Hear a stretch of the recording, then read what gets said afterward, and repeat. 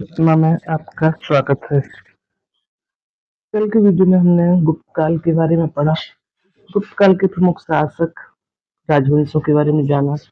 गुप्त काल के बाद अगला आता है गुप्तोत्तर काल। गुप्तोत्तर का अर्थ है गुप्त के बाद का काल, क्योंकि हम जानते हैं गुप्त साम्राज्य का पतन हो गया था, सत्ता का विकेंद्रीकरण प्रारंभ हो गया था और इस दौरान छोटे छोटे सामंतवाद का उदय हो गया था, राष्ट्रवाद की भावना का उदय हो गया था। इस दौरान छोटे छोटे राजवंशों ने प्रमुख ने भारत के क्षेत्रों पर अपना साम्राज्य विस्तार किया। इनमें से प्रमुख राजवंश देखिए, प्रमुख राजवंश देखते हैं। मगध, जैसे कि मगध के उत्तरगुप्त वंश, वल्लभी के मैत्रक, मौखरी वंश, गौड़ वंश, थानेश्वर का वर्धन या पुष्यभूति वंश, बंगाल का पाल, बंगाल का सैन वंश, उड़ीसा के पूर्वगंग, कामरूप का वर्मन वंश, हिंदू शाही वंश। और इस दौरान प्रमुख विशेषता राजपूतों का उत्थान थी। राजपूतों का उदय हुआ। प्रतिहार, पाल, परमार, गुजरात के चालुक्य, शाकंभरी के चौहान, कन्नौज के गढ़वाल, जीरा भुगती का चंदेल, त्रिपुरी की कलचुरी। ये प्रमुख गुप्तोत्तर काल के अंतर्गत आने वाले प्रमुख राजवंश हैं और इनकी फिर हम प्रशासनिक, आर्थिक, सामाजिक, धार्मिक स्थिति का भी वर्णन करेंगे। सबसे पहले हम एक मैप देखते हैं गुप्त काल के बाद जो हमारा मैप रहा और किस तरह से था। यह गुप्त काल था। गुप्त काल में पाटलिपुत्र प्रमुख सत्ता का केंद्र था। मगध थे प्रमुख सत्ता का केंद्र, उसके बाद पाटलिपुत्र उसको राजधानी बनाया गया। तो यहाँ उत्तर भारत में पुष्यभूति वंश रहा, जिन्होंने थानेश्वर को अपनी राजधानी बनाया, बाद में कन्नौज को अपनी राजधानी बनाया। यहाँ गुजरात में मैत्रक, वल्लभी में गुजरात के वल्लभी में मैत्रक वंश था और बंगाल में पाल और सैन वंश था।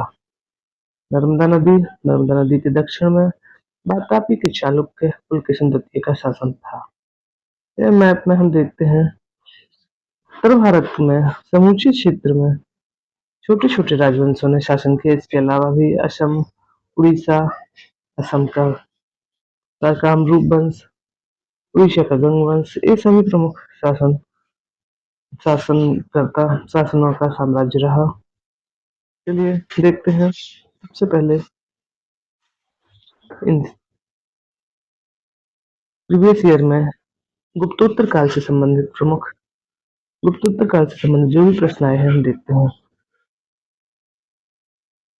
मार्क्स में क्वेश्चन रहा श्रीहर्ष सीएफ के बारे में। श्रीहर्ष हर्षवर्धन नहीं, यह परमार वंश के शासक थे। सेकंड क्वेश्चन रहा मौखरी राजवंश के बारे में, 2018 का क्वेश्चन है, 3 मार्क्स में ही आया है। 100 वर्ड्स में क्वेश्चन रहा है, एक विद्वान के रूप में हर्ष पर टिप्पणी लिखिए। 2018 का ही 2018 में 300 वर्ड में क्वेश्चन है, राजपूत कालीन सामाजिक संरचना की विवेचना कीजिए। 2018 का ही क्वेश्चन है, हर्षवर्धन के इतिहास के प्रमुख स्रोतों का वर्णन कीजिए। इस तरह से क्वेश्चन है जो कि 2014 से 2024 के बीच में गुप्तोत्तर काल से संबंधित पूछे गए हैं। देख सकते हैं हर्ष या वर्धन वंश बहुत इंपॉर्टेंट है। राजपूत कालीन सामाजिक संरचना, राजनीतिक प्रशासनिक संरचना, ये सभी इंपॉर्टेंट क्वेश्चन है जो हमारे राजवंश है। उनसे 2 मार्क्स में क्वेश्चन बनने की संभावना है। राजवंश में हमें प्रत्येक राजवंश के लिए 2 से 3 लाइन में आंसर तैयार करना ही है। चलिए देखते हैं। पहले आता है प्रमुख राजवंशों में मगध के उत्तर गुप्त वंश, ये 2 मार्क्स में आ सकता है। इसके संस्थापक कृष्णगुप्त। देवगुप्त द्वितीय को एक चालुक्य अभिलेख में शकलोत्तर पथनाथ कहा गया है।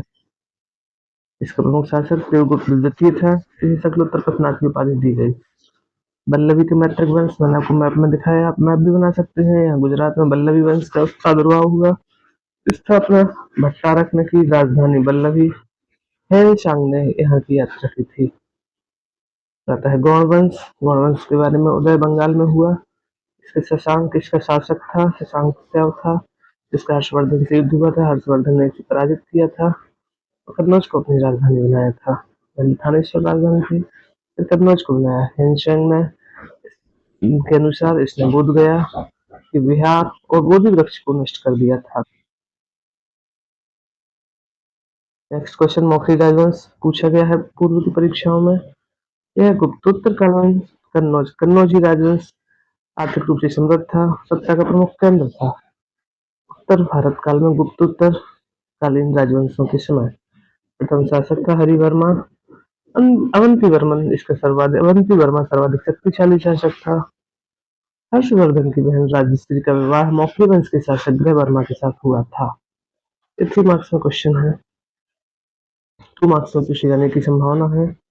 पहले 2 मार्क्स में आते थे, अब एक क्वेश्चन 2 मार्क्स में आने की संभावना है। आपको वीडियो कैसा लगा? यदि आप आगे भी इस तरह की वीडियो चाहते हैं तो प्लीज चैनल को सब्सक्राइब करें, वीडियो को लाइक करें ताकि मैं आगे भी इस तरह की वीडियो बनाऊं। चलिए नेक्स्ट क्वेश्चन आता है थानेश्वर का वर्धन या पुष्यभूति वंश। 2 मार्क्स में यदि आता है तो हम लिखेंगे थानेश्वर कहाँ है, हरियाणा के। सबसे पहले मैप बना देंगे, यहाँ उत्तर भारत, यहाँ हरियाणा, यहाँ पुष्यभूति वंश, यहाँ कन्नौज राजधानी, यहाँ पर थानेश्वर में हरियाणा के अंबाला जिले में स्थित है। यही पुष्यभूति वंश की स्थापना हुई थी। इसके संस्थापक पुष्यभूति थी, इसलिए इसे पुष्यभूति वंश भी कहते हैं, थानेश्वर का वर्धन वंश भी कहते हैं। इसके प्रमुख राजा थे प्रभाकर वर्धन, राज्यवर्धन, हर्षवर्धन इत्यादि। अब क्वेश्चन आता है हर्षवर्धन के इतिहास के प्रमुख स्रोतों के बारे में लिखिए। हर्षवर्धन पुष्यभूति वंश का शासक था, 606 से 647 ईस्वी तक शासन किया, राजधानी कन्नौज को बनाया, उत्तरी भारत में एक सुदृढ़ साम्राज्य का संस्थापक था। इतिहास के प्रमुख स्रोत, ऐतिहासिक स्रोत पुरातात्विक मैंने जैसे कि आपको प्रत्येक वीडियो में बताया है। हर एक काल को जानने के 2 स्रोत हैं, ऐतिहासिक स्रोत है, पुरातात्विक है। ऐतिहासिक स्रोत में यात्रियों के विवरण आते हैं, प्रसिद्ध ग्रंथ आते हैं, रचनाएं आते हैं। पुरातात्विक स्रोत में अभिलेख, मोहरें, सिक्के इत्यादि के बारे में पढ़ते हैं। सबसे पहले ऐतिहासिक स्रोत। ऐतिहासिक स्रोत में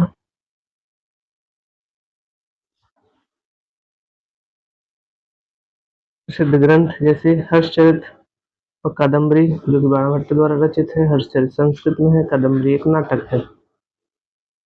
विदेशी यात्रियों से प्राप्त विवरण। सेकंड यूपी जिसका अर्थ पश्चिम की दुनिया, हैनसांग चीनी यात्री द्वारा रचित ग्रंथ है। इस पुस्तक में उसने हर्ष की प्रशंसा की थी। एक अन्य लेखक थे बतावलिन और चीनी लेखक थे। हर्ष के पूर्वी अभियान के बारे में इन्होंने लिखा। नेक्स्ट हर्ष के दरबारी विद्वान थे। हर्ष के दरबारी विद्वानों में रचित ग्रंथ है नागानंद, रत्नावली, दर्शिया।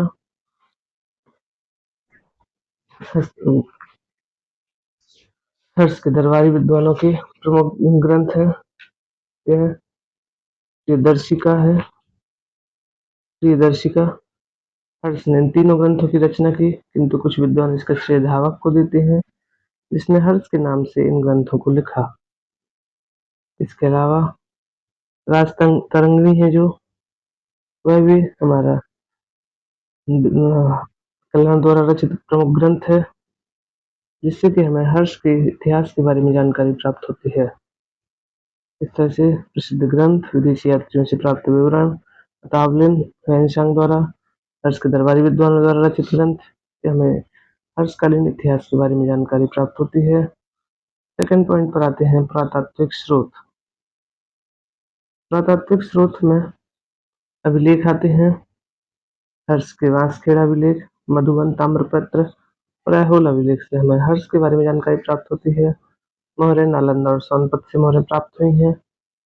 इस तरह पुरातात्विक स्रोत के बारे में हम लिखेंगे 200 वर्ड्स में यदि आता है आंसर हर्षकालीन। फिर अंत में निष्कर्ष लिखेंगे। हर्षकालीन इतिहास के स्रोतों का अध्ययन कर कहा जा सकता है कि वह एक कुशल प्रशासक एवं प्रजापालक राजा था। उसके काल में जनता की राजनीतिक, आर्थिक, धार्मिक तथा शिक्षा में निरंतर प्रगति हुई। उसने बौद्ध समेत अन्य धर्मों की सेवा निष्पक्ष होकर की। इस प्रकार वह एक सैनिक, प्रशासक और लोकहित वह धार्मिक कार्यों में पूर्ण सफल रहा। निष्कर्ष के साथ हम अपने आंसर को पूरा करते हैं। परिचय, इतिहास के प्रमुख स्रोत, मैप और मैन बॉडी, अंत में निष्कर्ष। क्वेश्चन पूछा गया 2015 में, हर्ष के विद्वान के रूप में टिप्पणी लिखिए। तो वही सबसे पहले हमारा आएगा परिचय। हर्ष का कार्यकाल कब से कब तक रहा, उत्तर भारत पर शासन किया, राजधानी बनाया कन्नौज को। मैप बना देंगे, यहाँ पर कन्नौज दिखाएंगे उत्तर भारत में। हर्ष का जो साम्राज्य विस्तार था, बंगाल, यहाँ पर वल्लभी मैत्रक, गुजरात, नेपाल, कश्मीर, सभी जगह लगभग पूरे उत्तर भारत पर हर्ष ने अपना शासन स्थापित किया था। ठीक है, क्वेश्चन आता है, हर्ष का विद्वान के रूप में टिप्पणी। स्रोत हमने जैसे पढ़ा, प्रसिद्ध ग्रंथों से, बाणभट्ट द्वारा रचित ग्रंथ, ताम्रपत्रों से, ये सभी स्रोत रहे। विद्वान के रूप में कैसे, महान शासक था, शशांक को पराजित कर कन्नौज को राजधानी बनाया, यात्रियों से प्राप्त विवरण के आधार पर भी, यांत्संग मतावलिन के आधार पर कहा जा सकता है, जिन्होंने हर्ष की प्रशंसा की, हर्ष के प्रशासन काल को अपने ग्रंथों में बताया। शिक्षा के केंद्रों का उत्थान हुआ, नालंदा महाविहार जो महायान बौद्ध धर्म की शिक्षा का प्रधान केंद्र था, और वल्लभी गुजरात में दो प्रमुख शिक्षा के केंद्र रहे। महामोक्ष परिषद का गठन किया, प्रयागराज में प्रति 5वें वर्ष एक समारोह का आयोजन होता था। दरबारी विद्वानों को संरक्षण दिया, बाणभट्ट, धावक, भर्तृहरि इत्यादि प्रमुख दरबारी विद्वान थे। और हर्ष का साम्राज्य विस्तार, इसको सबसे पहले लिखेंगे हम। हर्ष ने कश्मीर, नेपाल, बिहार, उत्तर प्रदेश, बंगाल, असम, उड़ीसा, पंजाब, पश्चिम उत्तर के राज्य जैसे वल्लभी, मालवा और सिंध तक अपना शासन किया। उपरोक्त तथ्यों के आधार पर कहा जा सकता है, निष्कर्ष वही रहेगा। हर्ष के बारे में, हर्ष एक कुशल प्रशासक और प्रजापालक राजा था। बौद्ध समय अन्य धर्मों की निष्पक्ष और सेवा की, वह सैन्य प्रशासक लोकहित धार्मिक कार्यों में पूर्ण सफल रहा। बाणभट्ट ने इनके बारे में अतिशयोक्तिपूर्ण वर्णन किया है। साथ ही हम लिख सकते हैं कि हर्षवर्धन की तुलना सिकंदर से की गई है, जो कि तर्कसंगत प्रतीत होती है। इस तरह से हम अपना निष्कर्ष लिखते हैं। नेक्स्ट क्वेश्चन 3 मार्क्स में 2021 में आया है। श्रीहर्ष परमार वंश का प्रथम स्वतंत्र शासक रहा है। राष्ट्रकूटों के सामंत थे, सभी सामंत थे जो भी वंश हम पढ़ रहे हैं। जो श्रीहर्ष था, परमार वंश के शासक, राष्ट्रकूटों के सामंत थे और इन्होंने मालवा पर शासन किया। इतना हम 2 मार्क्स में भी क्वेश्चन आता है तो लिख कर आते हैं। श्रीहर्ष राजपूत कालीन, जैसा कि मैंने आपको बताया, राजपूत कालीन वंश में सबसे पहला वंश है परमार वंश। इसी के बारे में क्वेश्चन पूछा गया है 2 मार्क्स में। अलग अलग क्वेश्चन को, अलग अलग राजवंशों के बारे में हम अपने आंसर तैयार करेंगे। नेक्स्ट क्वेश्चन था हर्षवर्धन, क्वेश्चन था राजपूत कालीन सामाजिक संरचना का विवेचना, 2018 का क्वेश्चन। चलिए देखते हैं।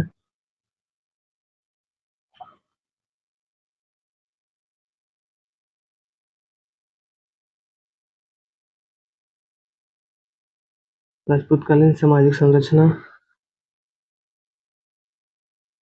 उत्तर भारत में राजपूत समाज की उत्पत्ति हुई, हर्ष की मृत्यु के पश्चात हुई।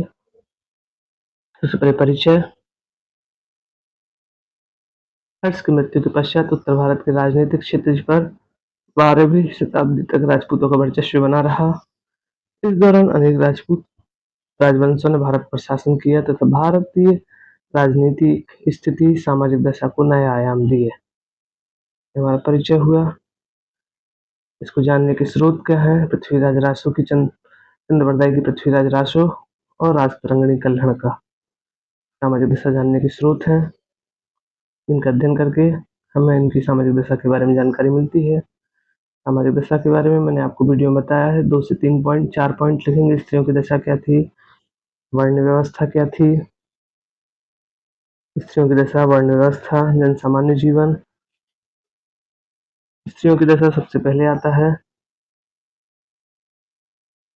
स्त्रियों की स्थिति में काफ़ी गिरावट आई, इसके बावजूद भी उनकी स्थिति सम्मानजनक बनी हुई थी।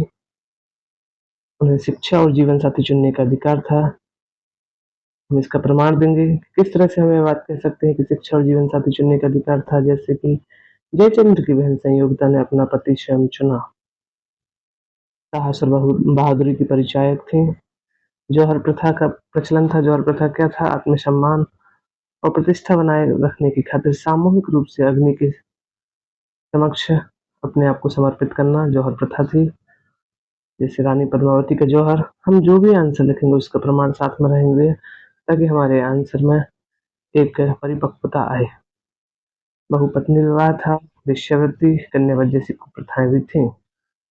तरह से हम स्त्रियों की दशा के बारे में वर्णन करेंगे, चूंकि क्वेश्चन सामाजिक संरचना से संबंधित पूछा गया है, अतः हम स्त्रियों की दशा का वर्णन करेंगे सबसे पहले। फिर देखते हैं समाज में वर्ण व्यवस्था की क्या स्थिति थी।